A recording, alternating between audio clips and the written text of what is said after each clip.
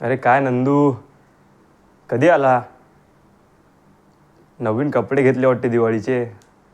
मस्त आहे हा, काळा कलर छान दिसतो तुझ्यावर. अरे काय हिरवा आहे? अरे काय राजा, काळा आहे ना.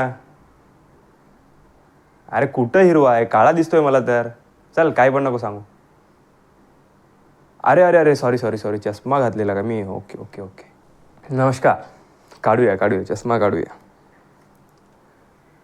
तर बघितलात, नंदूचं शर्ट हिरवं होतं, मी कोणतं बघितलं? काळं. त्रुटी कशाची होती, शर्टाची का चष्म्याची? तर हाच आपला आजचा मुद्दा आहे, चष्म्याचा नाही, दृष्टिकोनाचा. तर असेच आपण आपल्या आयुष्यामध्ये खूप प्रकारचे चष्मे घालून ठेवलेले आहेत, काळे, हिरवे, निळे, पिवळे इत्यादी. आणि ह्या चष्म्यातून आपण बघण्याचा प्रयत्न करतो. आणि मग शर्ट हिरवं असतं, आपल्याला काळं दिसतं. हे जग काहीतरी वेगळं आहे आणि आपण काहीतरी वेगळं पाहतो. आणि मित्रांनो, हे चष्मे म्हणजेच आपला दृष्टिकोन कशापासून बनलेला आहे? लहानपणापासून आपण जिकडे जन्मलो, ज्या वातावरणात लहानाचे मोठे झालो, ज्यांच्यासोबत आपण वावरलो, ज्यांच्या सहवासीत होतो, जे आपले अनुभव होते, जे आपण शिकलोत आणि जे काही आपण आपल्या आठवणी आहेत, या सगळ्यांचा परिणाम म्हणजे आपला दृष्टिकोन. आणि त्या दृष्टिकोनाचा जो चष्मा आहे तो आपण नेहमी घालून ठेवतो आणि त्यातून हे जगाला बघण्याचा प्रयत्न करतो.